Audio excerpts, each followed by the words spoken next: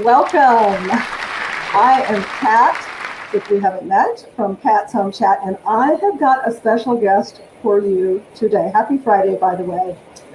I have a long-time associate friend from another lifetime. We have stayed in contact. He is blowing it up in Southern California as a realtor for multi-million dollar properties. And he's going to share his juju magic and artistic creation and what he does to secure, educate, and really provide an excellent service end to end to his clients. So if you're a realtor, or if you're a seller or a buyer, if you're anywhere, tune in, share, etc. Without further ado, I'm going to bring in my guest, Stephen Katz from the agency. Welcome, Stephen. Good morning. Thanks for having me. Good morning. Thank you so much. As I mentioned, before we went live, I know it's a couple hours earlier there in SoCal. What part of SoCal are you in? Los Angeles? Beverly Hills. Beverly Hills. Okay, guys. Beverly Hills. You too could live in Beverly Hills. I have my coffee. I know, you're a lot more perkier than you were 30 minutes ago. He's had his coffee. So, a little history here.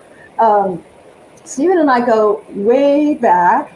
We won't say, but pretty way back, stepping into silver, pre-COVID, almost a decade, a lot of years. And Stephen doesn't know the topic that we're going to talk about. He suggested some of the ones that we've talked about in the past, and I'm quite open to repeating them because everybody has their own spin, their own juju, their own special magic that they bring to the table, whether it's what to educate new buyers on, what to look for, financing, all of that stuff. So it's never a tired conversation. But I thought it would be interesting to share and find and dialogue about parlaying the skill set from an industry that educates you, I believe, in being a chameleon and being able to dialogue with, a mechanic in the morning and a corporate attorney in the evening, etc., through this skill set.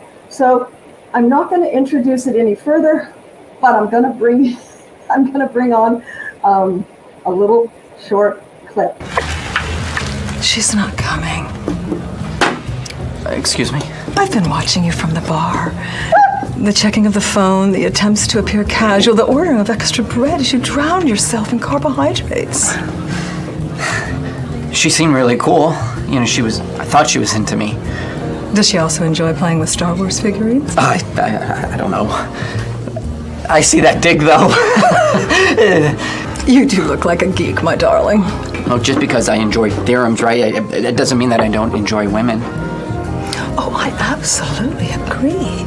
And in my experience, an educated man is far more gifted in certain areas than his less than educated counterpart. What are you saying?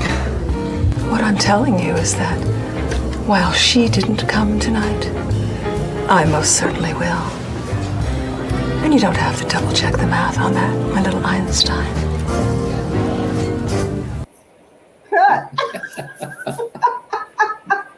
All right, let me see if I can remove this. That is a lifetime ago. That was a blast from the past, hey? You're turning red. So am I.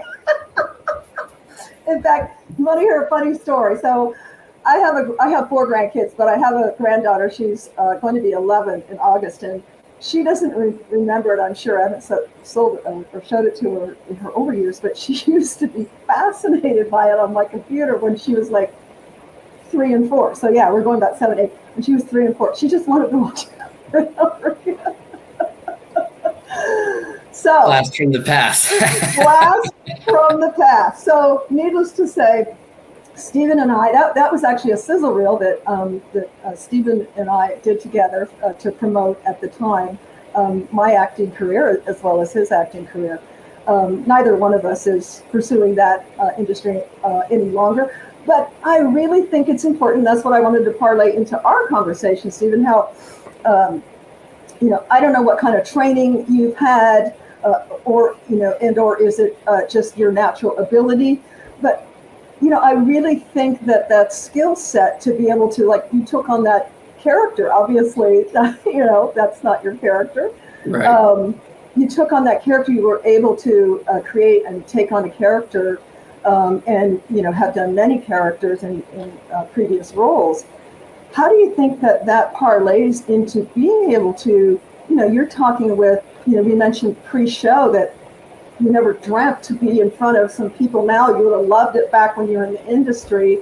I'm sure moguls in the film and entertainment industry.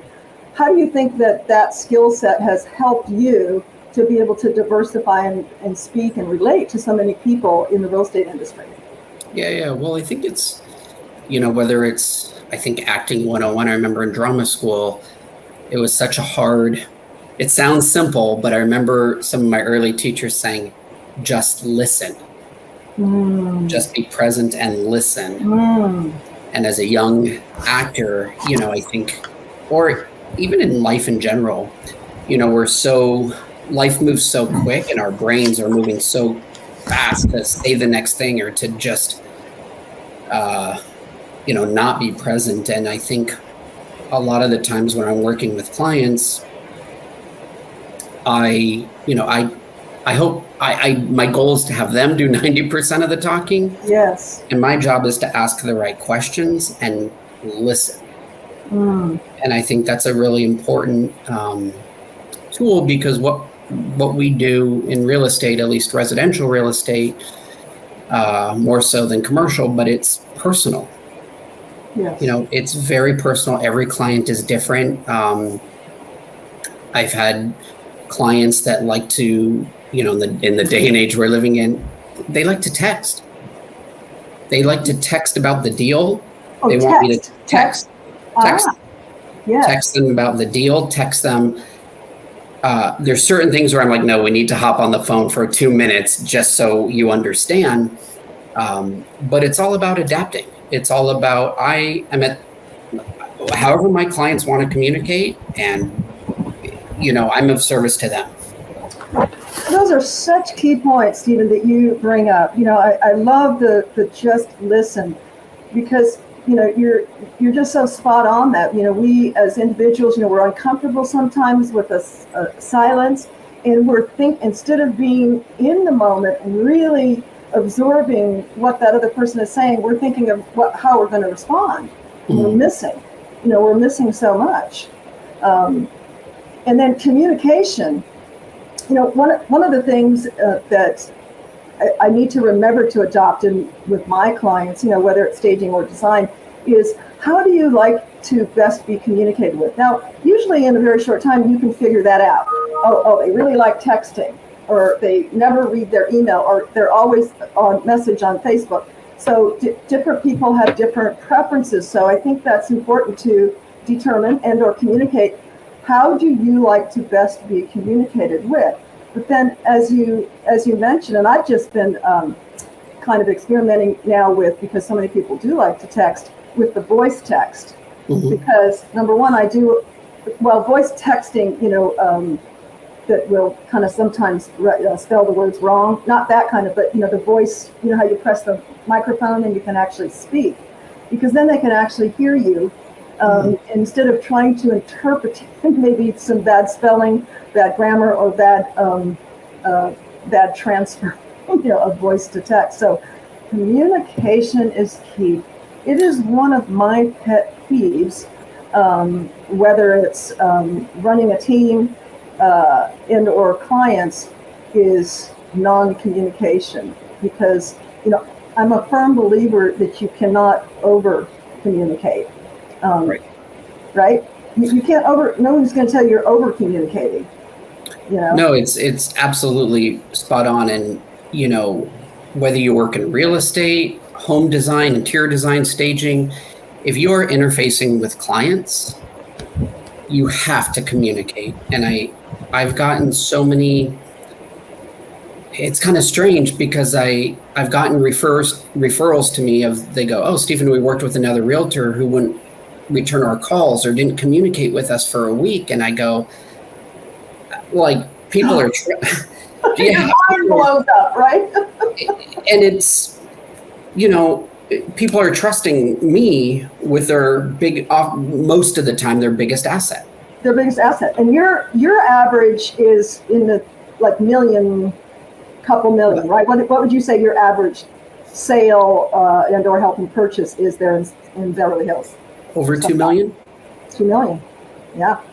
Over, and I think even if it's just, I joke with my clients in an escrow, I will communicate with them. They're going to want, I say this joke, they're going to want to block my number. Because even if I don't have any updates, and throughout an escrow, sometimes there's not an update. Right. But I will always check in with them, whether it's a text or an email or a phone call. But every day my clients will hear from me, even if it's every day, really, not once a week, but every day. Every single day. Even if it's nothing, I don't have anything to share with them of a big update. I'll just say, hey, Mike, just checking in. Wanted to let you know that I don't have any updates. These are the items I'm waiting on, or these are. Love it. Because I think we're living in a day and age. I kind of sound like Mr. Rogers here, but that's okay. People don't communicate. And I know the businesses that, even myself, when I'm doing business with someone else, that communication, that's paramount. Yes. And if your clients are ever wondering what's going on, that's not a good sign. No. And that's to segue on that, unfortunately, because of, I really think it's because people haven't been educated for the most part, how to communicate, how to properly communicate. They will be thinking, well, I wished I knew about this, or I wished I knew, but they won't ask. And so, being proactive like you are opens up that door for the non-trained, non-communicative, most of the population, to open that door to say, I'm here. This is the time. What do you got on your mind? Anything I can help you with? I've got no news. This is what I'm waiting for. And that opens up those channels. So I'm sure you've gotten good response. I mean, obviously your results speak for your professionalism and your communication. But have you had people actually tell you, thank you so much for your communication and keeping me, on top of everything? Almost sounds like a humble brag, but I can't think of one client that hasn't. And to me, I go, this is my job. And I guess in the world we're living in, everything is, it's so, like I mentioned, it's so fast-paced. Fast-paced and can be very transactional. Yeah, and I know even personally, like when because I own properties myself, and it's a big thing. There are so many moving parts, and I'm in real estate, obviously. So for someone that's not in real estate and doesn't understand all the nuances, all the sort of check boxes that you hit from, just starting the process together, like putting in your I work with a lot of first-time home buyers, so putting in that offer to handing them the keys, that can be a 5 to 6 week process. And there's just so many nuances that I feel like it's my job to communicate and say, hey, this is what's happening. This is what's today's going to be like, this, and just, I guess at the deepest level, my job is to give my clients peace of mind to say, I got you. Mm-hmm. Because you're right. Back, I think I mentioned to you, I was in new home sales many years ago, and this first community that I worked in, it was first-time home buyers. And my philosophy was, there are many pieces to the puzzle. I want you to think of me as your puzzle master. I'm going to help you put all the pieces together. Because as you mentioned, it can be daunting and overwhelming, even with people who have purchased before, because typically the average is 5 to 7 years. They haven't done it, in a long time. And so, all the lingo, the processes, the negotiation, all those pieces to the puzzle, is like starting all over again. So, it does take someone, like yourself to over communicate, to make sure they know every step of the way, they know it ahead of time. And then, of course, when things come up, to minimize them. One of kind of my pet peeves, being in all things real estate for many years, is don't exacerbate the client. You're there to give them peace of mind and take it on your shoulders and not make it a big deal and just find a solution, right? Do you find sometimes, an agent on the other side wants to blow it up and make it all drama filled instead of protecting their client? Yeah, I think with the influx of online, all these online companies that offer, you see, how do I say this? You see these sites that go, buy with us and we'll give you, $5,000 back, or you see these sites, and right. So you have a lot of new agents, and I think you have a lot of agents that come into this business. They see, shows on like reality shows and, $1 million listing. And I love, I work with two of those guys, and I love them, and they're great. They're great agents. But I think a lot of times people see that and they go, oh, I'm just going to get my real estate license and it's going to be easy. Absolutely. And I'm going to make millions of dollars and I'm going to drive a Bentley. And absolutely. They're going to make all this money. And it's no, it's TV is what it is. It reminds me of, my days of watching HGTV, 15, 18 years ago, and thinking, well, yeah, I can do that. So when we moved into our house, I'm like, yeah, we can paint it. I spent $300 on a ladder and tape and all this, and I'm getting the paint on the baseboards, and I'm like, oh Lord, I'm hiring a pro. This is like, operating on your own brain. I'm not a painter, and but it's edited. TV makes it look like you can do it in 20 minutes. It's all cut and edited, and that's the same with the home reality shows, the decorating shows, all that. Right, and I think to your point, hiring a professional, you would never, if God forbid you need, let's say, legal guidance, right? You have some legal exposure that you need representation on. You need an attorney. Right. Are you going to go to, I'm just making this up, but like 1-800lawyer.com or something, and right. No, this is your life. This is a huge thing. And you're going to, I always say, because although I work in the higher end market, luxury is a service level, not a price point. Absolutely. And I would guess to say that no matter what price point, that you deliver the luxury level of service. 100%. And that's what I've built my business on. I don't, whether it's a starter condo here for $500,000 or $600,000, or it's an estate. That's amazing, a starter condo. Yeah, I know. Or someone buying their legacy estate, for 20, 30, 50 million. It's the level of service. Luxury is a level of service. I love that. Luxury is a level. That's worth quoting. I love it. Luxury is a level of service, because I relate to that totally, because that's what I, try to espouse to my clients, whether it's design or staging, is that whether it's a flip or, an entry level here, the 250, or multi-million, you're going to get the same level of service. Not going to compromise, on that. That's just what you do. Right. Yeah, it's like an inborn habit, and it's your reputation, your branding. I know we talked off camera about 80 to 90% of your sellers, when you work with sellers, you will recommend staging, whether it's occupied or vacant. You have the luxury, of course, in the higher end.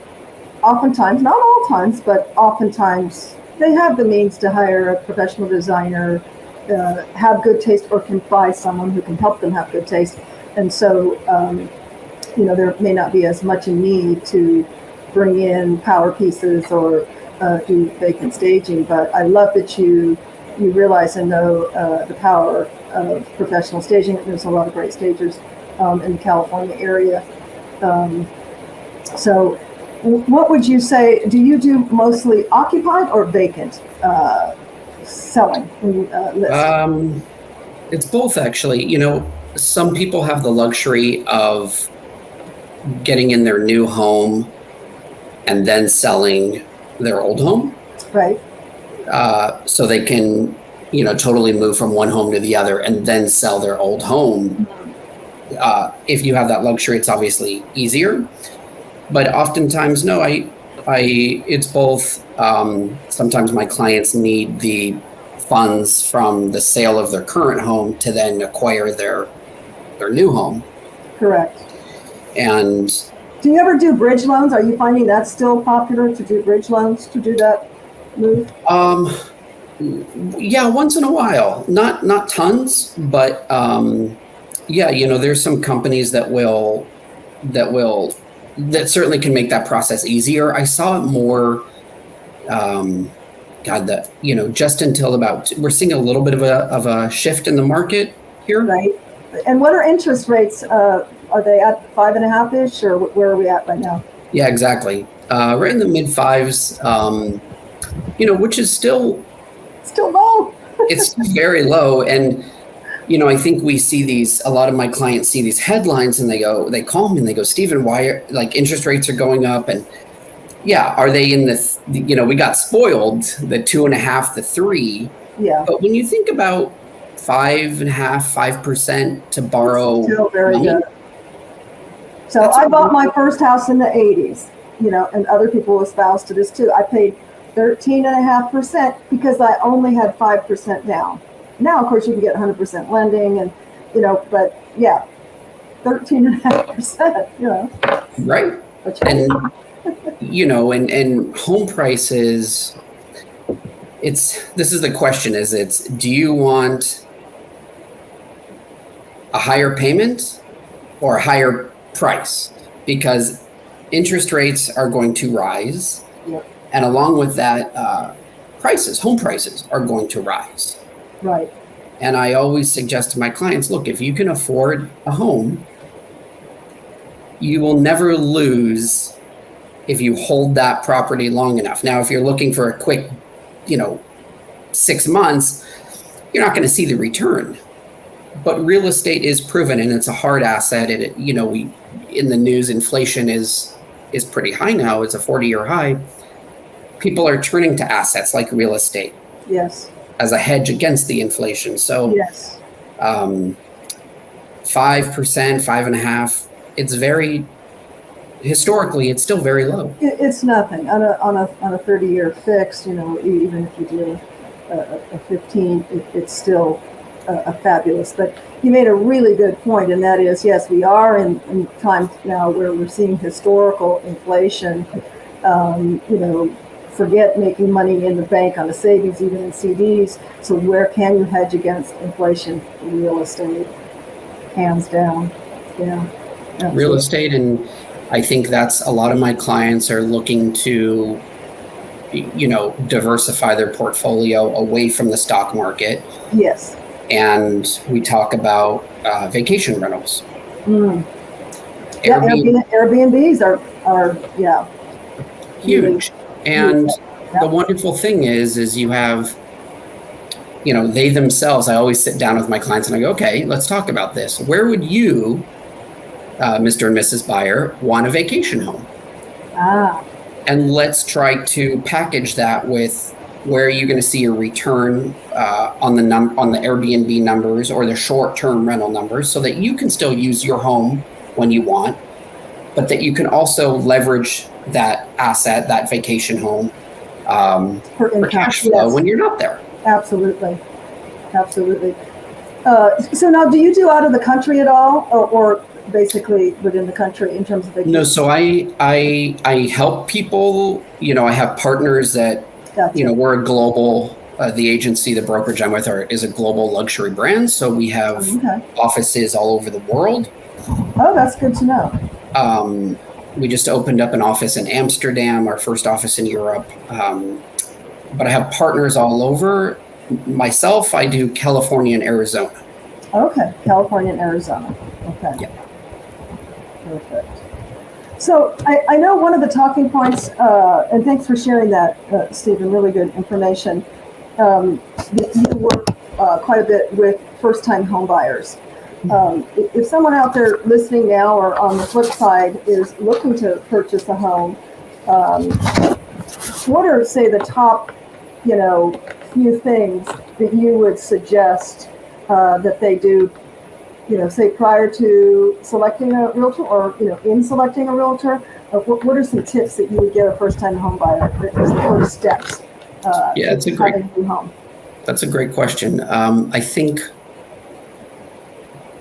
having the right representation, having the right team, and what I mean by representation is having the right lender and having the right agent is paramount. And a lot of people, think that the only choice in lender is a big bank option, Right. the Wall Street banks that you see on every corner.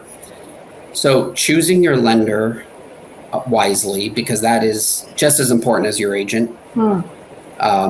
And then choosing your agent. How do you go upon choosing an agent? Well, if it's California, Arizona, call me. Absolutely. If you're looking to buy or sell in California, Arizona, Stephen's your man. I can tell you.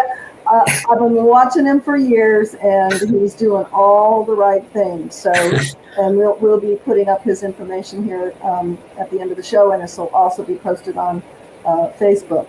But let's say they're, it's other states. How would you guide them there? What are some key things they should look at besides communication? I think asking referrals are a huge thing, of course. And then when you are interviewing your agent, ask them, how do they communicate? What's their process like in showing homes? Do they go with you? Do they, you're trusting this person. And something okay, let me stop you right there. In California, can they go see a home without you? I mean, open house, yeah. But they can't go into a locked home without you legally, can they? No, so they don't have access to a Supra or like a realtor lockbox, as they call it. But a lot of times, some of my clients have no problem going into a home by themselves, with the listing agents there if I'm representing the buyer. I'm very hands-on. I like to be at every showing with my clients and have that experience with them and walking them through a property. And but as far as selecting an agent, I think it's, something that can't be lost is likability. You're going to be spending a lot of time with this person. Absolutely. So see if you're a good fit. And, on that note, Stephen, and I want to be sensitive to time. We're approaching a couple of minutes to 30. We can go over a little if you're okay with that. Yeah. But, know, like, and trust you, that you have to be a good fit. We do something similar in design. We have a discovery call, and that's basically to see, are we a good fit for the project or the personality? And it's a two-way thing, because like you said, you're going to be spending a lot of time together. But on that, is it ever a good idea to just go with your your godson or your nephew or a relative? Is it ever good to do that? And tell me your pros and cons on that, just selecting by relationship. That's a good question, because I can maybe half answer it like this. I get a lot of clients that have tried their family members and they say, Stephen, I just don't want to mix the relationship with family. And, it's, how do I say this without sounding like a Hallmark movie, but your agent is your best friend for a month. Longer, because usually an escrow is a month, but I start generally working with my buyer clients 4 to 6 months before I give them the keys. And so, bless your heart. Yeah, I mean, it's something I love about what I do is I've been lucky to to have my clients turn into great friends of mine. Yes. Because there's I'm very grateful for people trusting in me with a huge asset, a huge purchase. Yes. So yeah, I think if you have a family member that's a rock star agent, why not give them a shot? But a lot of times it can be tough because I tell my clients when I start working with them, and I've worked with friends of mine. Sure. I say, look, I will always keep it straight with you, and I'm going to have some difficult, challenging conversations at times with you. And there's going to be friend Stephen, and there's going to be agent Stephen. And if I'm your agent, I'm going to be your agent. Yes. I will not sugarcoat anything because I can't do my job effectively if I'm not being honest with you. I like that. And at the same time, though, you want to be able to, and back when I was active in real estate, as you know, I keep my license, but just to stay in front of realtors and once in a while a referral.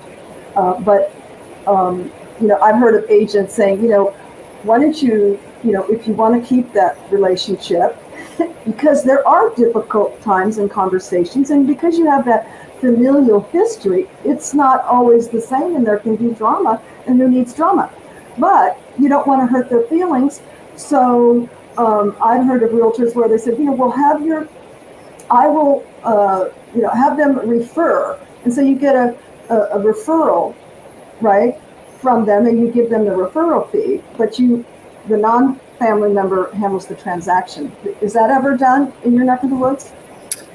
I haven't personally, just because I like to be hands-on, and I have a hard time.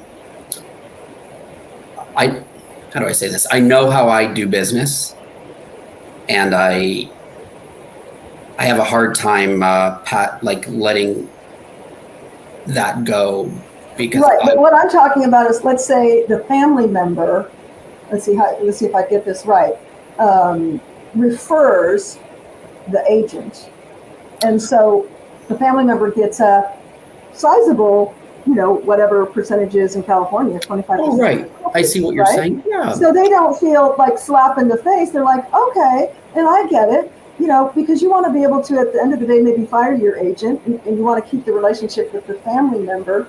And this way they don't feel just shunned. Oh my gosh, I'm a realtor, and they went with somebody they don't even know. Right. Yeah.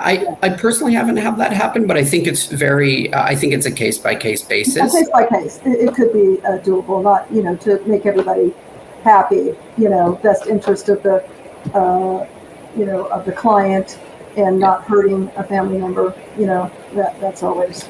And on that, I know we're running up a bit of time, but I do want to mention quickly, based on representation, how you were saying an agent, I think I go back to, I think I started this, is a lot of times I find people are wowed by the online sites, the big online real estate sites that people check, and they see these ads are saying like, we'll give you, $2,000 back or $5,000 back if you use us.